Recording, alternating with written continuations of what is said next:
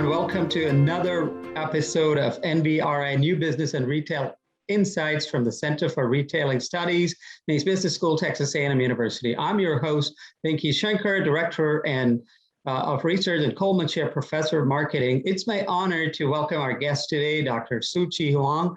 Dr. Huang's research focuses on consumer motivation and different stages of goal pursuit using experiments in the lab and in the field. Her research has been published in the Journal of Consumer Research and the Journal of Marketing Research, among other journals. She's achieved prestigious awards, including the American Marketing Association's Consumer Behavior Special Interest Group's Rising Star Award, and Marketing Science Institute MSI's Young Scholar, and finally, Poet and Quant's Best 40 Under 40 Professor.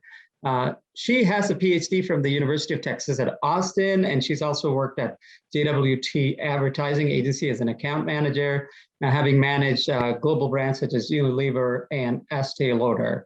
Welcome, Szu-chi, for taking valuable time out to join me in the conversation today. Are you ready to go back to in-person teaching in fall? Oh, yes, I'm ready. I can't wait. And thank you for having me today. That's wonderful. Now, Szu-chi, I started introducing you and describing you in my own words based on your achievements and your interests. How would you like to characterize yourself? Maybe if you can describe yourself in 5 words or less, that'll be fantastic. That's such an interesting question.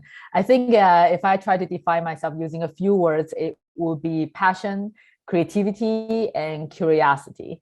And the things I think drive me the most are understanding the world and people. Excellent. So that's very well summarized in a nutshell. You didn't even take 5 words. I love the passion. I love the curiosity parts of it. So tell me what drew you to research in consumer behavior. And I know that you, in the past, worked in the advertising world. So, if you could walk me through briefly your research journey, maybe starting with the PhD and the different research topics you decided to focus on, that'd be a great start. Definitely. So like you mentioned, I used to work in the industry. I work in advertising, which is industry filled with creativity. And it's also with a purpose. It's to influence users or customers. So as I work in the industry, I think a lot of times we get really curious about human behavior. Why would a campaign work really well, or some point of sale display work really well? And why would other campaign kind of fall flat? And I think in the industry, we try to collect information based on our specific executions, but we weren't able to just ask any question to kind of satisfy our own curiosity. So after working in the industry for a few years, I decided to leave that behind and pursue higher education and try to understand human behavior more. And that's when I quit my job and joined UT Austin. First got a master's degree in advertising and then continued to pursue a PhD in marketing, specializing in consumer psychology. And through the PhD program, I was exposed to all kinds of research topics.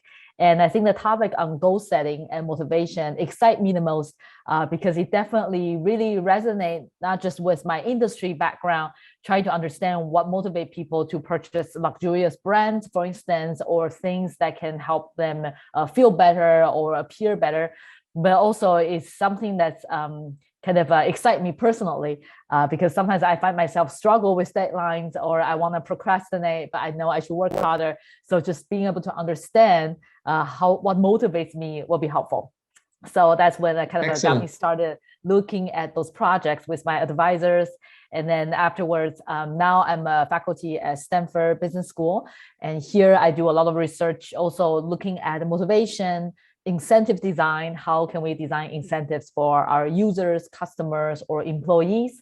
And a related topic will be health behavior. How do we motivate people to exercise or choose healthier choices? And I try to work with companies as well as organizations when I explore these topics. So for instance, I have projects with UNICEF trying to look at what motivate healthy choices, not just for adults, but also for young children. Excellent. That's an excellent summary. You mentioned that you came from advertising world, but then you started looking at goal pursuit in your dissertation research.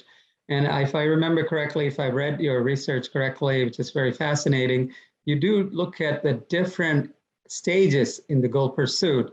And I remember reading your paper, which talked about as consumers are initially starting out the goal pursuit, they're thinking about whether I'm going to get to my goal or not. And then as they progress through the different stages, as they start coming towards the end, they start asking, when will I get there, right? So depending on these, their motivation levels change, and these have some profound implications for marketing. So walk me through some of your insights. What are some of the key insights and findings, and what should marketers, or what can marketers do about those? Definitely, and such a great summary of my work. Definitely, I think a lot of my research comes down to understanding the dynamics during a goal pursuit process. And what that means, usually when we set a goal, we kind of have an idea of how we want to achieve that. It could be within corporations. For instance, sales teams usually have a goal for a quota they want to achieve, and you work toward it. Or for consumers, you may have a goal to become fitter for the summer, or you want to pursue a degree, for instance, academic degree. So these are goals, and we work towards it.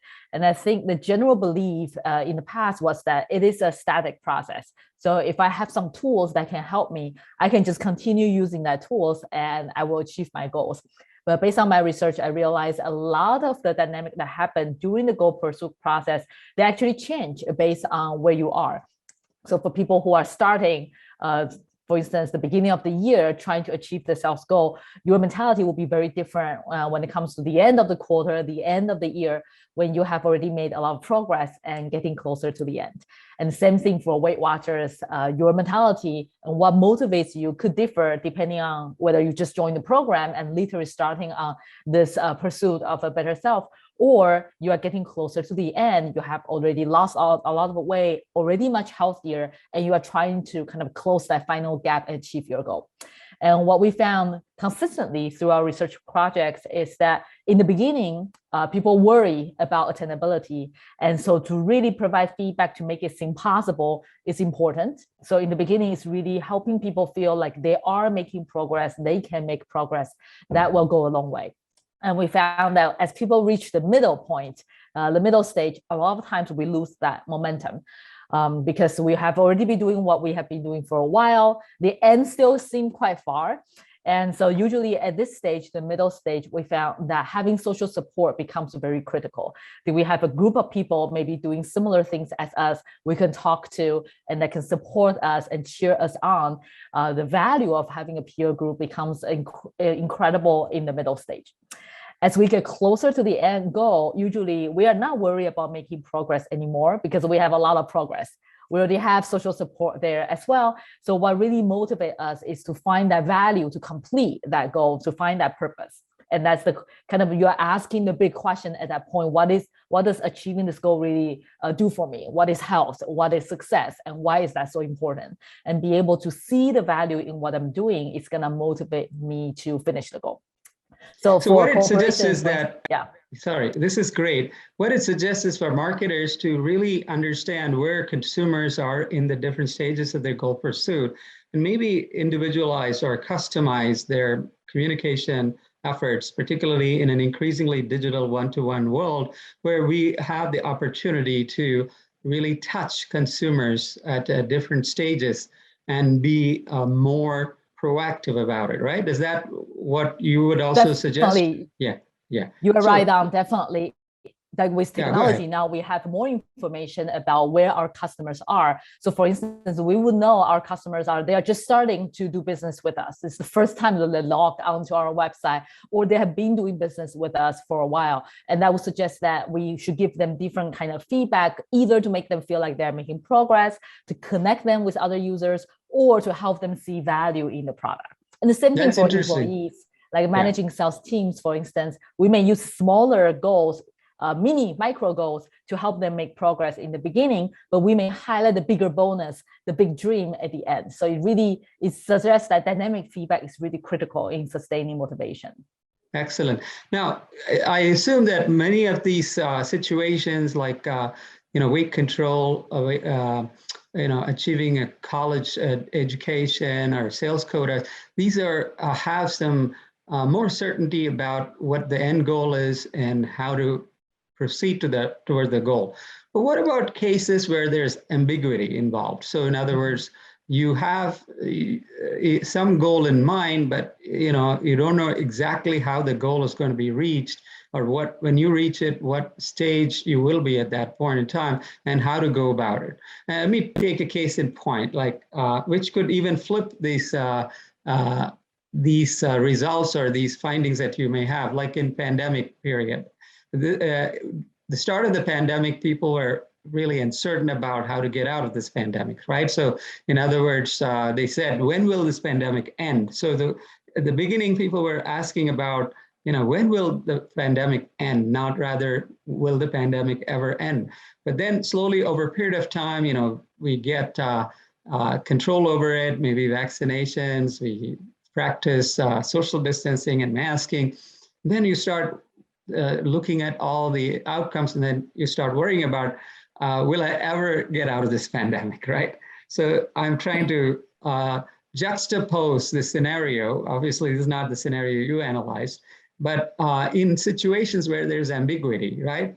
How would you take your framework or your research in there, and what would be some of the implications? And I understand there may not be any findings as yet in some of the areas, but what would your take on this situations where there's ambiguity? That's a great question. I think a few things comes to mind. First, definitely there are a lot of situations where the angle is not clear, or just as we think we are making progress, there's a regress, which the situation of pandemic sounds a lot like this. And I think what our research discovered is that the stage-based model we're talking about here is not fixed. So it really depends on the context and the situation. And what we're really saying is that there is a layer of motivation and the kind of a layer of questions people will be wondering. The first most fundamental layer is, am I even making progress? Because if it's not possible, I should just give up and disengage. But once I make sure of that, then I want to know I'm not alone in this. And eventually, the last question I will be asking is the value of this, the purpose. And so kind of through the lens of pandemic, for instance, maybe at some point we do feel like there is certainty we can resolve this, then we start to ask other kind of layers of questions. But whenever there is a shock, for instance, the new variant that's coming up, then we might be questioning about the certainty again. It goes back into that fundamental level. We are again unsure if we are even making progress. And so it could be actually a dynamic process switching between these different concerns and different stages. It's not really a fixed sequence. And therefore, for influencers, it becomes important to figure out what is the main question or main concern that our customers or users may have right now, and to make sure we tailor that message or the feedback or the information to address that concern. Another thing that comes to, Yeah, go ahead. Another thing that comes to your mind, go ahead. Another thing that comes to mind when you say, when you mention kind of non-specific goals, indeed in life, a lot of the goals we pursue could be very abstract, such as health or intellectual pursuit. Usually they never ends. You can keep on reading books and grow. And we do have recent research that look at this kind of goals and what can I do to sustain people's motivation? Because there's not a clear end or a clear beginning. And what we found is that a lot of times it's very helpful to think about these goal pursuits then more as a journey and not as a destination. When it is a destination, we tend to focus a lot on the endpoint, and we may even relax after we feel like we reached some endpoint.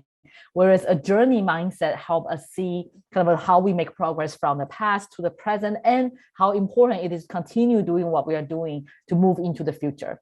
And pandemic, again, seems a lot like a journey. While we are making progress, it really never ends. And it's important for us to keep on conducting these healthy behaviors, protecting ourselves, protecting others.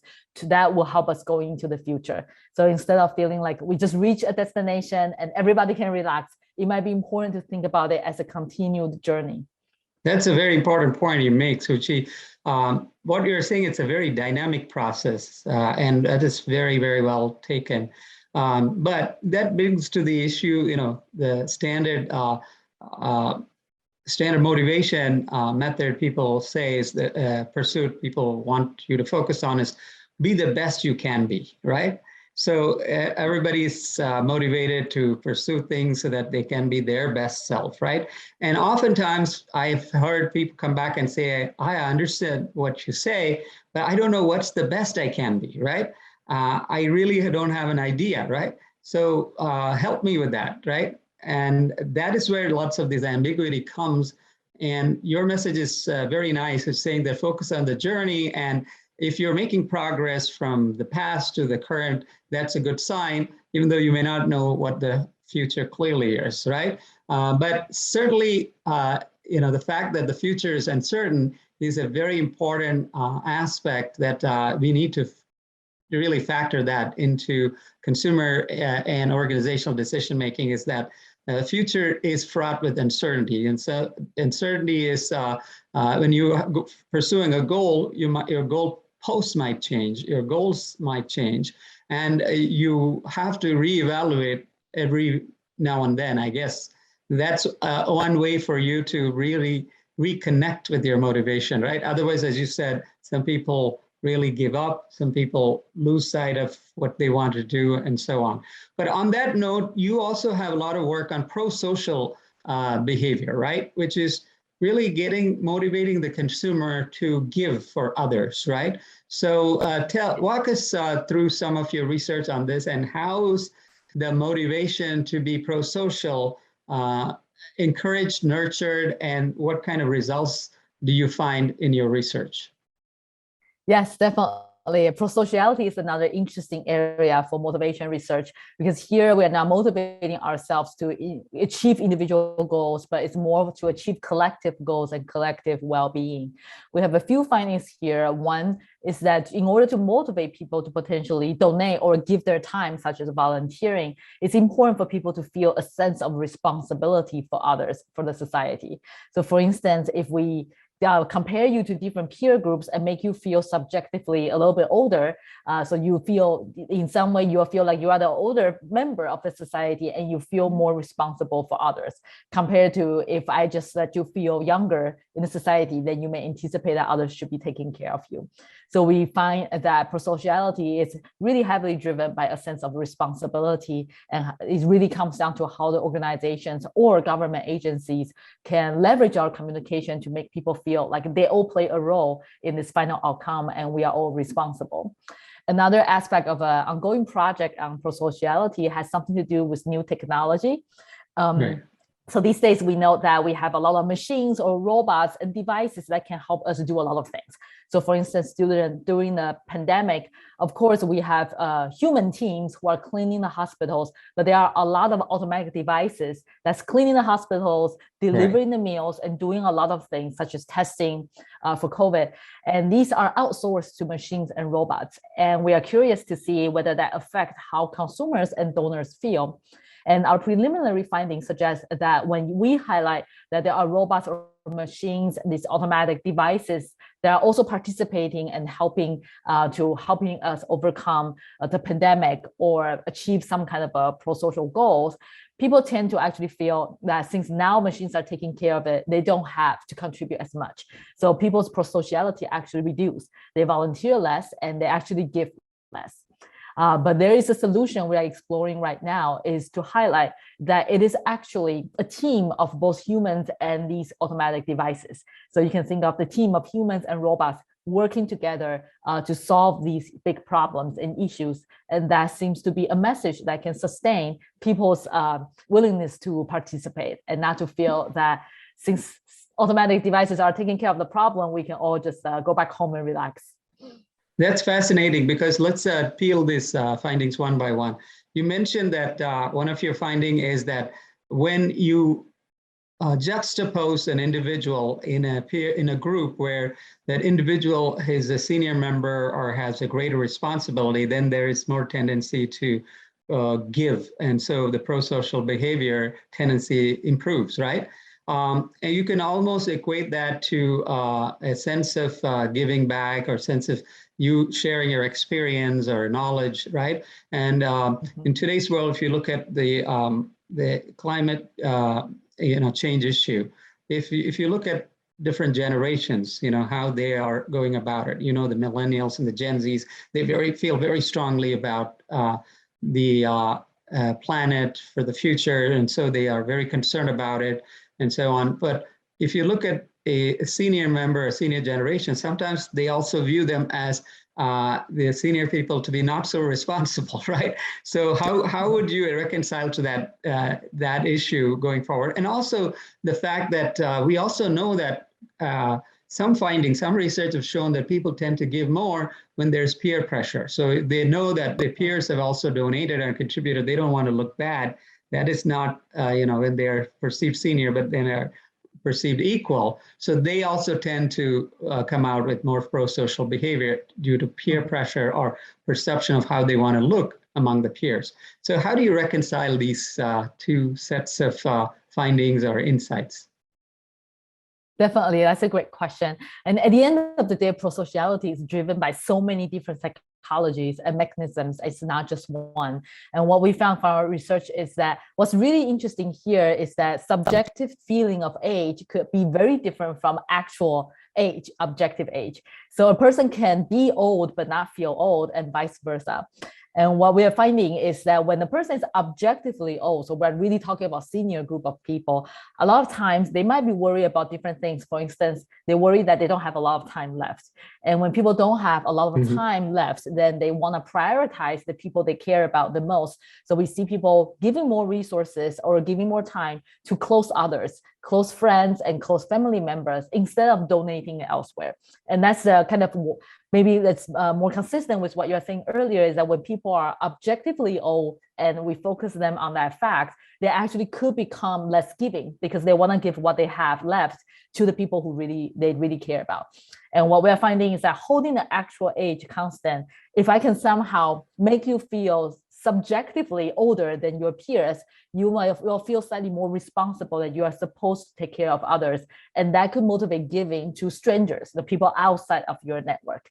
And it's also very interesting to think that there are younger generations who tend to feel that sense of responsibility. And that is a very unique and important area of research for us to explore. And it's important not to label them all as the same, but within that age group, there are people who maybe naturally feel a stronger sense of responsibility, and therefore they are more pro-social. And that's definitely good to know. Very exciting possibility. Yeah, you're saying rather than just the age alone, it is really the perception of being senior in the group or being made to feel senior or responsible that really matters.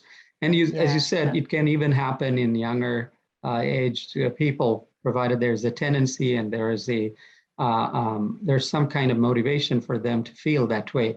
But another interesting angle on this is that you really brought the machine and a human perception. And one of the fascinating findings from your research is that when people are told that, now machines can perform many of these functions and, your role is not as, as a worker bee is not as important, then people tend to relax and not to think about giving as much. But I'm just wondering, would a role clarity help here? I'm thinking if people are told that the robots and the machines, they can take care of all the mundane tasks or the repetitive tasks or the artist tasks. But now you have more free time to think and give on other things. You can give monetarily and non-monetarily in terms of, coaching, advising, and other things. Wouldn't that also spur some pro-social tendencies? So what I'm asking you is the role of really clarifying the role of the giver here. Would that make a pro-social behavior go up? I think that's a very plausible and interesting possibility. So far, we haven't tested that, but we do know that if we kind of talk a little bit more carefully about what robots and machines do and what humans on the team do and how they work together or work side by side, it does help to boost motivation. So definitely, I think if we can sort out the task and make it clearer that robots are not substituting all the human contribution, they're just doing part of it. And there's very important part of human effort that's also helping to conquer these challenges and increasing society's welfare, that I believe that should be motivating to the donors and to the customers as well. That's very interesting because, future, we are going to be seeing more of these machines and more of these robots. And so have you seen any differences, generational differences between, let's say, Gen Z and millennials on the one side? I'm just grouping them, but they may be different, versus baby boomers, what their view of prosociality is when you juxtapose humans and machines together. Are there any differences in views? I'm almost tempted to start with the hypothesis that the Gen Zs and the millennials will be more used to having AIs and machines and robots around them, so they almost take it as a given, and then they may start thinking about how can they play a part in being more pro-social, whereas baby boomer or beyond may be thinking more about, what does it mean in terms of my time, my responsibility, and my role? Again, that's a layman like me's hypothesis, but what are your thoughts on this?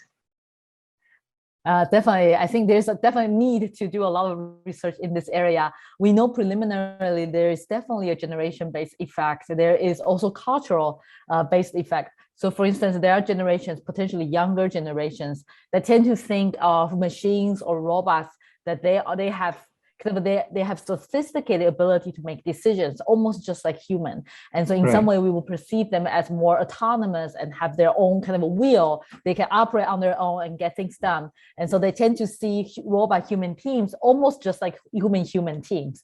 And there are also cultural differences as well. There are societies where the robots are already widely used and it's embedded in the society. So in those societies, other groups of researchers have also found that people tend to believe that robots can have their own will and autonomy. And that would definitely change. So we move to a different culture that don't believe in that, or different generations that see robots literally just as machines and human as some completely different entity, that could lead to very different effects. And so I definitely agree with you. And I think based on our research finding, if I start to see machines and robots almost like humans, then I will be motivated to contribute as well, because the effect will be similar to having a human-only team. But if I see robots as substituting for humans, that's where the relaxation happens and we feel like we can just outsource everything. Excellent. That you brought the cultural differences angle very well. I'm also thinking, what is the role of not just robots and machines, but the role of AI more generally in terms of people's decision-making, goal pursuit, including pro-social tendencies? What if you have robots now being thought of as helping to assist in decision-making or making routinized tasks easy for you? But what if you could use robots as a moral compass, for example? For example, robots could remind you saying that, hey, you're using too much plastic today, in your consumption, right? And the plastic is not good for the environment. So could you do something, or could you engage in some donation behavior? Could you, reduce your intake of this, right? Or, your example of, achieving healthy outcomes and weight loss and so on. It could remind you saying that, hey, you're not moving towards the right path. How about also helping out this foundation, foundation of diabetes, or making contribution there so that you can bring that down. Do you see a role for robots or AI in that perspective? I love where we are going with the ideas. So we didn't test prosociality, but we have a forthcoming paper that look at health behavior. So like you say, kind of individual goal pursuit, and what happens if we compare ourselves to robots, or having robots or machines as that rational voice. And so what we found in that project is that whenever a comparison is drawn between human and robot, or I'm exposed to some robots making very rational decisions, or I'm using teleconferencing devices that kind of connect a human head to a robotic body. So these kind of situations does prompt this comparison between human being more heart-based agencies, we make more irrational, emotional decisions, versus robots and machines who seem to be always making the right or rational decision.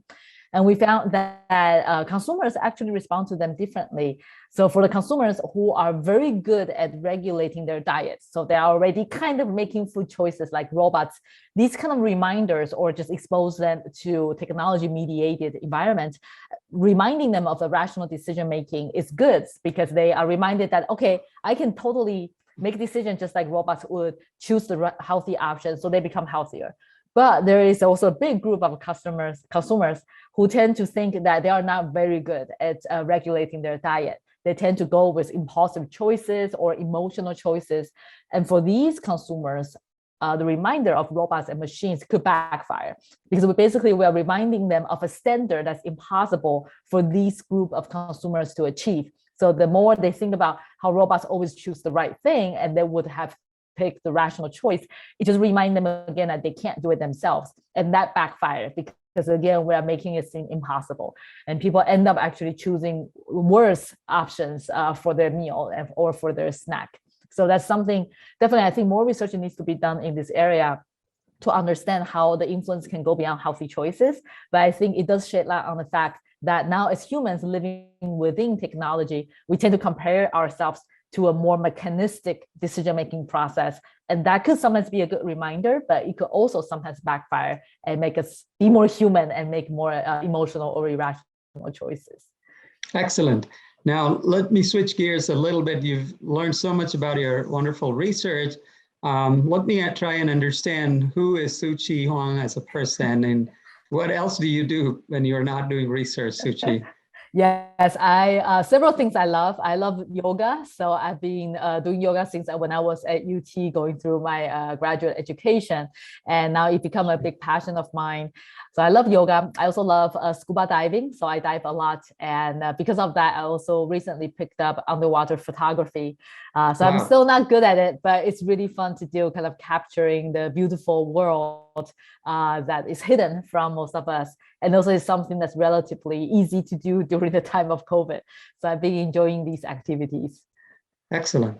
And tell us a little bit about what your recommendation for, let's say, the next 15 years, maybe 10 years, put your crystal ball and say, what would be the most important research issues for marketers and business managers going forward? And what are some of the things that we should be focusing on? I think two things comes to mind. First, earlier we talked about technology. I think we start to see how technology, all kinds of new technology is changing how we live. And I think there's definitely a lot of research that needs to be done to understand how we interact with technology, how we compare ourselves to technology, and how we can build a team between human and technology to really help organizations and companies be effective, but also increase the well-being of our society. So really understanding the role of technology in this new era will be important. And relatedly, I think the second question will be how we keep the human element in this new era of new technology. And I think a lot of business leaders are now thinking about this question as I integrate more robot or machines or automatic devices into my organization. As I rely on big data to make decisions, where are the human elements in the organizations? How do we keep that, cultivate that, and protect that? I think that will be a question that all the business schools and all the leaders in the world will be asking. Excellent. Talking about the second question, what are the human elements? Now, I would even go far to say, what are the human elements, right? So, because, the human machine interfaces are getting blurred and some of the roles are being done by the machines. And in future, we could be also augmented by artificial intelligence. So the human capability, both cognitively and emotionally, could also undergo a transformation, right? So what is a human element 15 years from now is also up for grabs, right? Totally. In some sense. So we are in that exploration phase. And since you love curiosity, it looks like you will have a wealth of research issues ahead of you for the next 10, 15 years. Now we come to the last segment, which is really, this program is watched and listened to by a number of different stakeholders.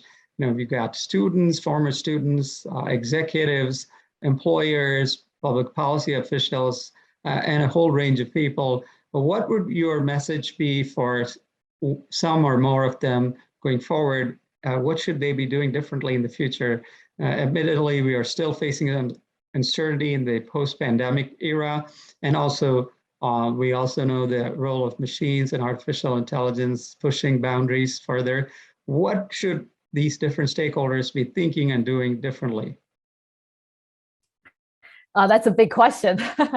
I think from all of my research and also the newer research on technology, what I have learned personally from all of them is, I think it's one of the famous quote that the only constant in life is change. And Right. so when it comes to dynamic feedback in the goal pursuit process, or the impact of new technology, or even virtual teams, all we are talking about is change. And if we learn anything from last year, it's that the only thing that's constant is changing. And I think change is a part of business and is a natural part of life and world. And I think for all of us, it is a humbling experience to realize how important it is to understand change and to be able to be open-minded about it and to continue to adapt. And so we cannot really plan for everything, but I think it's important to think about how we can lead the next change, be a part of it, contribute to it, and kind of direct where it goes. And so I think learning how to live with it and how to direct the next phase of change to the positive, I think that will be important for all of us. Excellent. That's a great message. It almost sounds Darwinian, adapting yourself to the constant changes around you and embracing is the way to go. And on that note, I want to thank you so much, Szu-chi Huang, for sharing your insights. Your insights have been very, very valuable, and your research is fascinating. I wish you continued good luck in your research as you move forward. And thank you again for conversing with me today.